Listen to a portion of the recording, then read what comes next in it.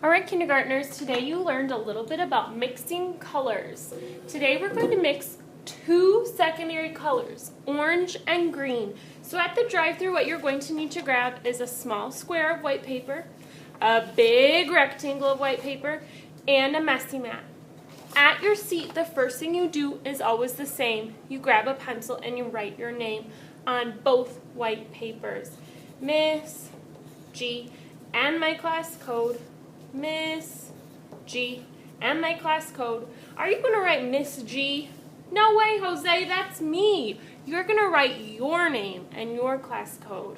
My next step is I'm going to put that little white paper off to the side and flip over this big one.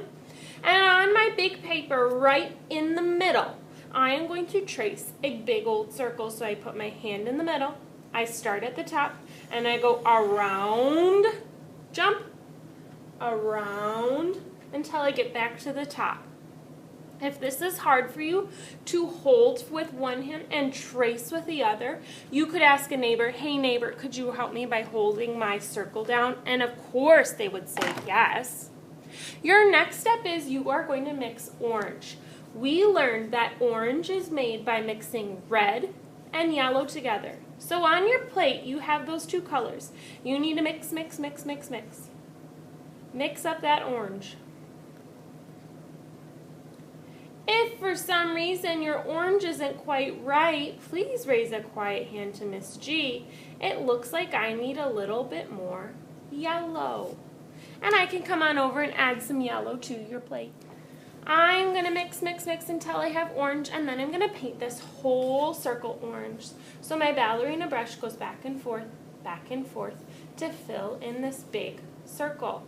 I'm having her dance on her tippiest of toes, and even when she goes to dip in the plate, she just dips her tippy toe in the plate. She does not scoop like a big old shovel. She is a paintbrush ballerina, or he is a paintbrush ballerina. And they are careful, careful, careful about dipping their toe in the paint. When I get to that pencil line, I slow my brush down, and then I go back and forth. Sometimes, kindergartners, I see friends who dance with their paintbrush ballerina like this. Oh my goodness, that hurts her toes. It doesn't make such nice marks on the stage. So when she dances, my ballerina goes back and forth across the page. I need to paint this whole circle in first. When your orange circle is finished, you're going to carry the white paper flat like a lunch tray with your thumbs on top over to the drying rack to go as low as you can go. With this smaller piece of paper, you are going to be painting some green lines. So what you need to do is have your brush go to the cup, bounce around to clean off the orange. If it drips, wipe it on the lip. And then I would even use the blue rag to make sure it's clean so that you're not getting orange in your brand new green.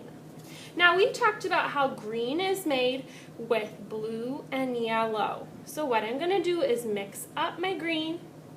And if it's not quite the right green, raise a quiet hand and call me over and we can add a little bit more of a color.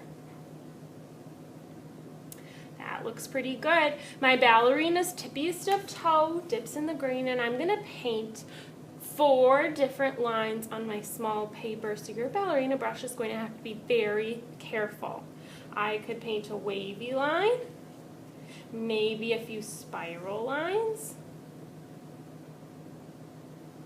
What's another line? Ooh, a zigzag line. 1, 2, 3. I think I'm going to paint a roller coaster line.